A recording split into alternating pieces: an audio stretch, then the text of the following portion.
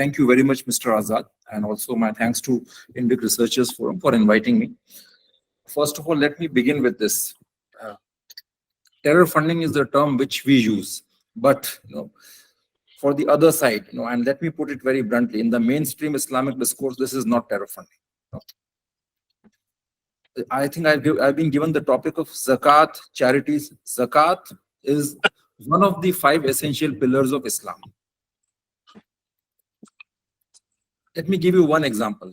When Ahmad Shah Abdali was invading India, money was collected from various parts of the countries.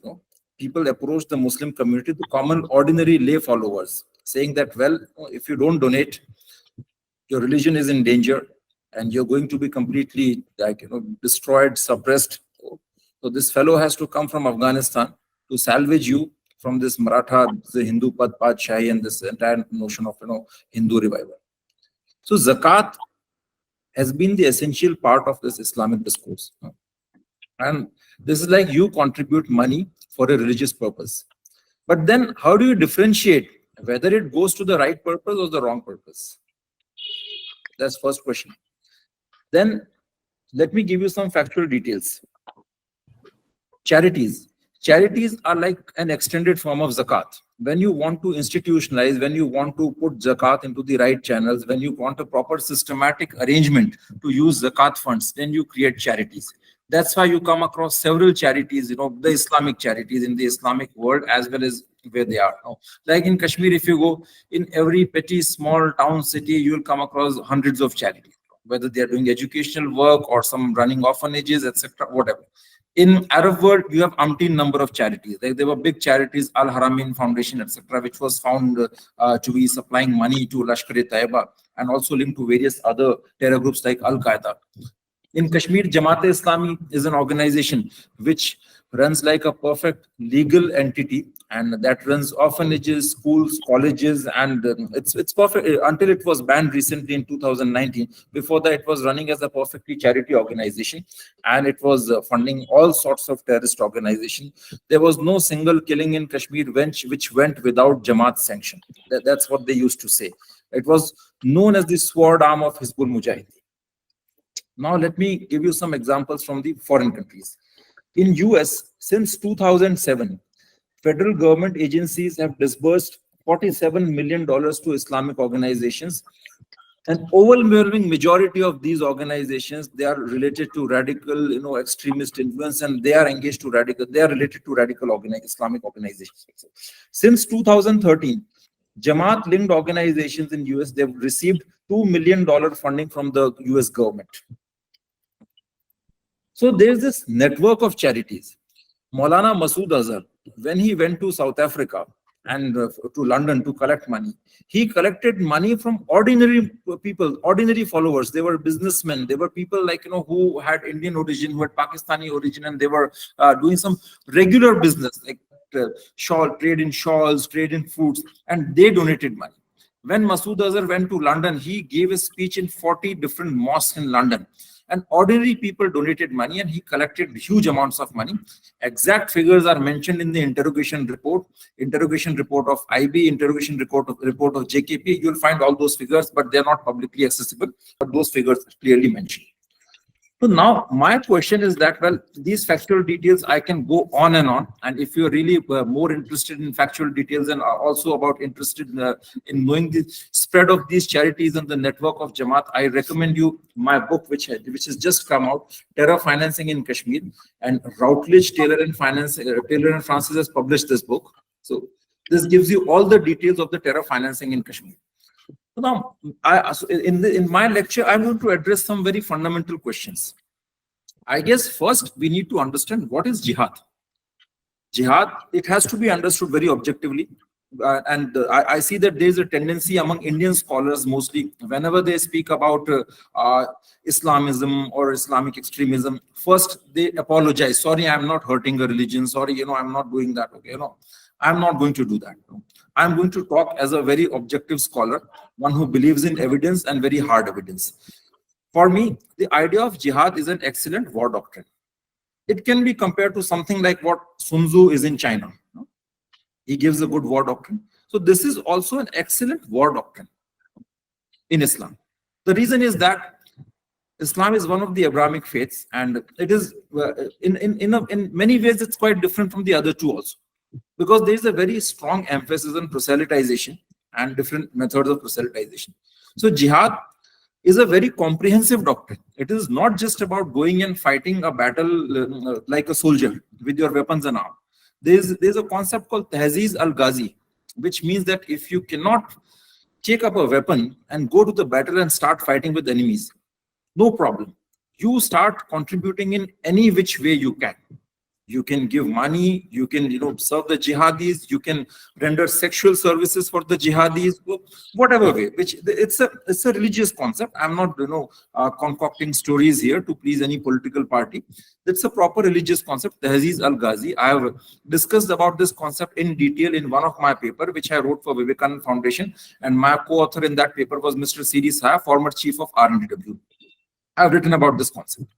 So jihad is a very comprehensive idea.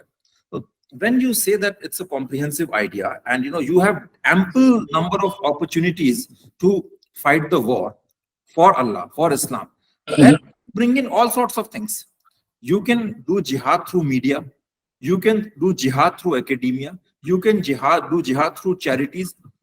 An example of this was seen in a very fine manner in Kashmir.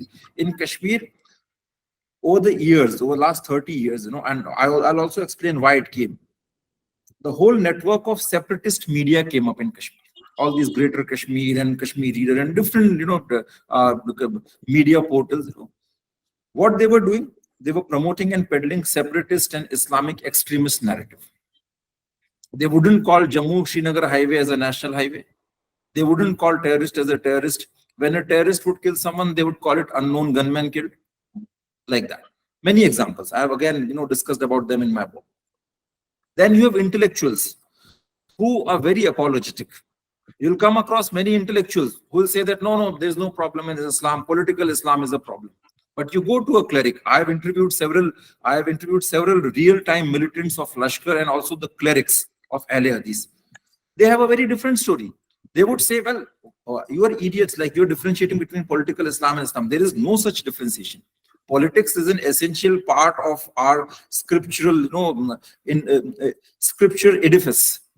There is no Islam without politics. So people, the intellectuals who are, coming from big places like Harvard, Columbia, even in India, they are a big level of intellectuals. They will try to create these stories. They will try to create these narratives, which are very befuddling, very confusing, and they perplex you. No, this is not a problem. Barelvi Ahl Hadith is a problem. Barelvi is not a problem. There's no problem with Shias. This is the problem. Devbandi is a problem. But people who don't understand these fine differences, they always, fall prey to these narratives. The best example of the people who were massively fooled by these elements, they are our intelligence agencies.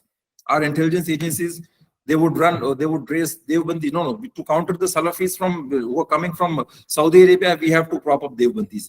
In Kashmir, okay, terrorism is a problem. Let's bring Devbandis from UP. They would become another bigger problem. Jaish-e-Mohammed, which is one of the most lethal terrorist organizations that believes in Devbandi. Now another story comes up. No, sir, Pakistan Devband is different from the Indian Devband. Ask them a question. Do you differ on the fundamental issues or not? When Masood Azhar came to India, he first visited Saharanpur Devband Madrasa. Then he visited, this Babri Masjid. Outside Babri Masjid, he was crying. He was in tears. He also met that Nadwi, from the Firangi man, Lucknow Madrasa. So these are the issues. So the point what I want to make is that, these institutions like Zakat is a very religious institution, and the organizations, the charity organizations, they are pretty much a part of this overall entire global system to fund. We call it terror, but definitely it's not just terror. It's for a large part of the people, who are subscribing to that ideology, it's a mainstream religious activity. Okay. Now, my simple question is that, okay, when we talk about taking countermeasure, you have thousands of madrasas running in South Punjab. The places around Bahawalpur and all those areas. Thousands of madrasas. Common people send their kids to these madrasas, and they're given all kinds of extremist teaching. Okay. Some part of those students, a small number of them, they end up joining terrorist organizations like Lashkar and Jaish. And another segment of those students, they come and join the mainstream education institutions. How do you differentiate? Likewise, in Kashmir, Jamaat-e-Islami is running schools and colleges. They have good infrastructure. What they did in 1990 was that they destroyed all the government schools, which were so-called moderately secular. After that, they created their own schools and colleges, Jamaat-e-Islami. They got all the funding from Pakistan, and they also raised funding from the local sources also. People were donating. So from those schools and colleges, there'll be a good number of people who will go and join militant organizations like Lashkar, Jaish, and Hizbul Mujahideen. But there will also be people, they will come out and they will start writing civil services examination. And you will see them as your IPS officers, as your IS officers, as your the state civil service officers, as your judicial magistrates in Jammu and Kashmir, and in several other parts of the country. How do you differentiate? That's the problem. Another problem, coming to the solutions, I mean, this is a very, very big and a wide topic. So I'm just touching a few points only here and there because, I don't know where to start and where to end. Problem is that now let's think about the part of the solution. Okay, you have an organization like PFI. PFI is, they have a political outfit, they have a school, they have an outfit for the school and college student. In a democratic setup, how do you ban them? What evidences do you have? Can you stop someone from saying that, well, we will not spread our religion? Can you do that? You can't do that. You need an excellent infrastructure in terms of intelligence, and our intelligence agencies, they are mostly run by IPS babus. The problem is that the police chaps who are serving in the state, like as the district SP of some district, or let's say DIG, they have a completely different mandate. They are organizing elections, they are catching thieves, they are catching, in Rajasthan we call it nakbajni or something, like local different kinds of crimes. That's not an intelligence work. In any part of the world, I've been to US, I've seen the Russian system, the intelligence recruitment is entirely different. Most of the police chaps that I have interacted, I find this strategic vision absolutely lacking. In Kashmir, I can give you examples. When Jamaat-e-Islami was banned, so I interviewed a couple of state police service officers. One fellow comes to me, and I was preparing a report to Jamaat-e-Islami because I was also assisting the then governor of Jammu and Kashmir on issues like radicalization and security. I was preparing a report on Jamaat-e-Islami. So I invited this officer, he was an SP rank officer, for some interview. I asked him what was the role of Jamaat in 2016 agitation. He said, जनाब जमात बहुत मासूम और बहुत ही कहते हैं एक innocent organization है, आप उनके बारे में ऐसी बात कैसे कर सकते हैं? They're very innocent, very nice people. They are running schools, they are running colleges, and he was a very highly decorated officer from the state cadre, promoted to IPS. Then I had my own doubts, because in my research I try to cross-verify. I came to know that that fellow was following an Ahle Hadith branch of Islam. So he was very strongly connected with Jamaat. He had studied in their schools and he had studied in their colleges. But in the report, it came out that Jamaat was the main organization that was behind the 2016 post-Burhan Wani agitation in Kashmir. The entire Kashmir went up in flames. There were officers, young officers, with the experience of 10 to 12 years of serving in IPS, who cleared this IS examination. They were serving in the state as DIGs. When Jamaat was banned, they approached me and they said that, sir, this is really wrong. Why did you ban this organization? They are nice people. I said, why?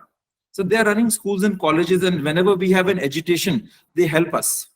So what Jamaat did actually, it was a very different kind of a game. They propped up the agitation.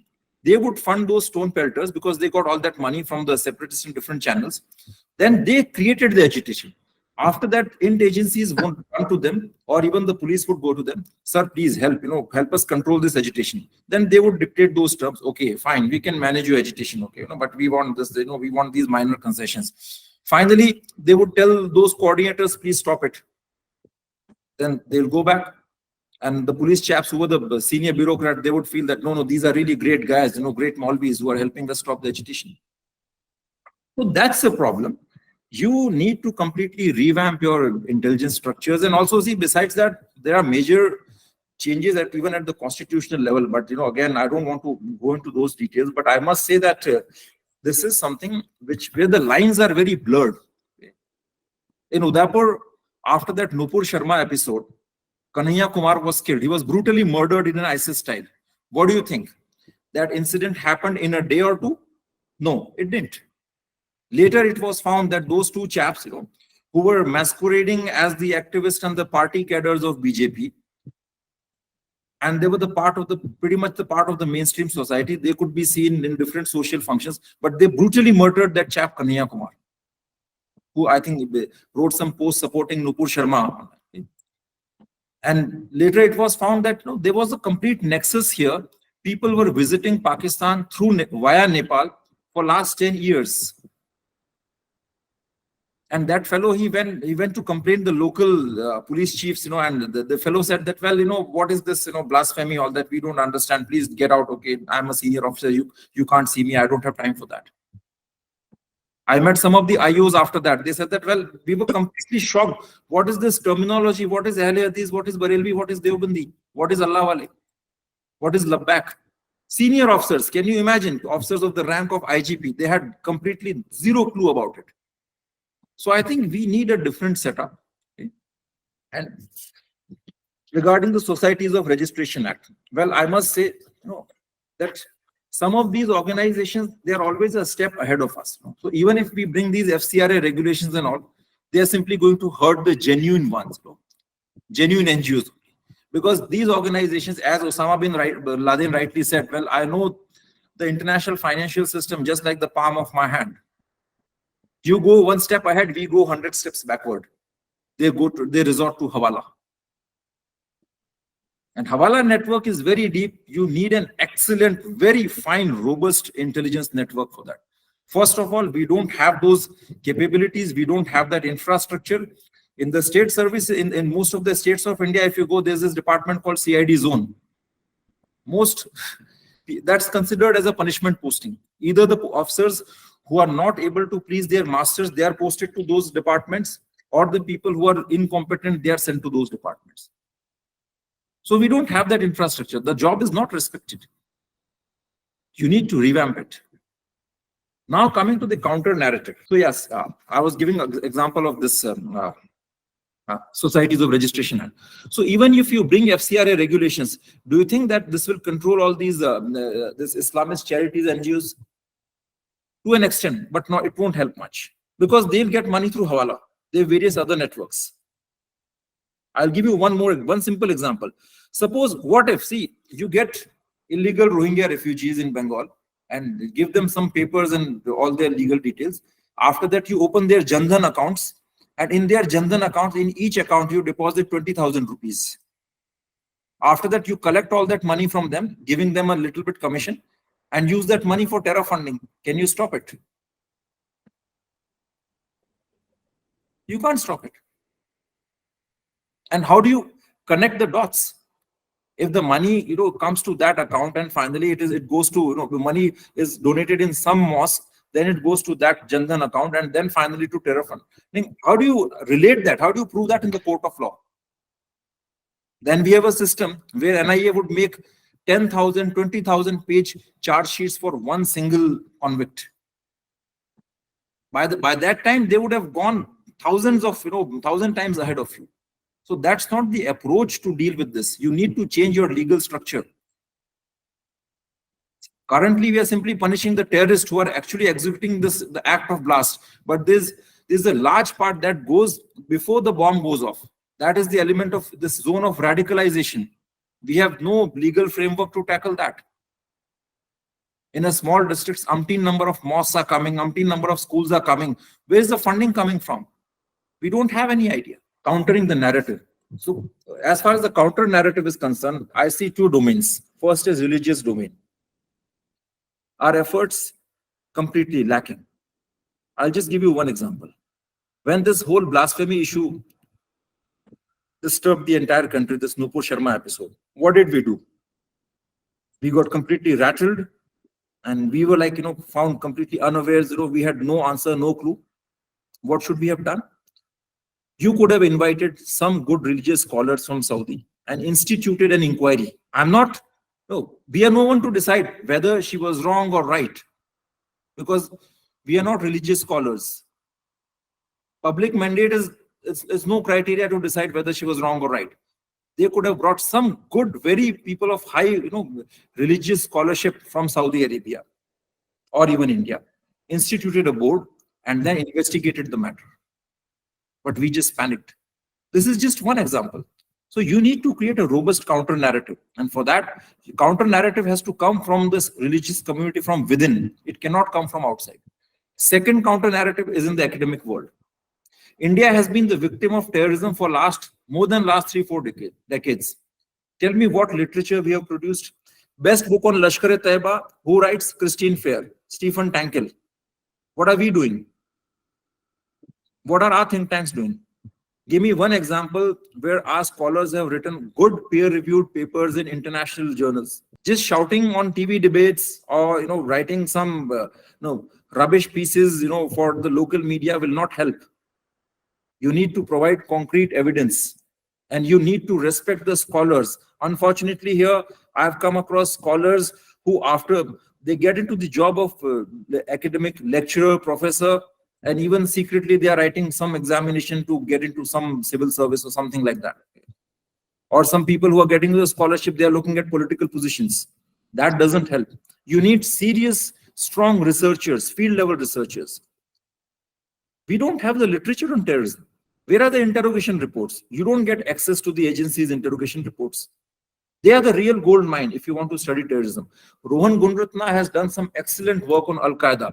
That book is considered like a Bible on Al-Qaeda. Why? Because he got access to those interrogation reports of Al-Qaeda militants. Whatever literature here, that's completely superficial. I wrote 2 books on terrorism. First one is Radicalization in India and Exploration, and second one is Terror Financing in Kashmir. I can tell you, I got no help, no support from anyone. Since I was working in Kashmir, I could create my own network, really meet the proper militants, Hawala coordinators, and the intelligence officials, army chaps, the religious clerics, journalists, and from that very intense and very extensive field level research, I could bring this product. And I sent the script to the Routledge. And you know how international publications are. They have a very strong anti-India bias.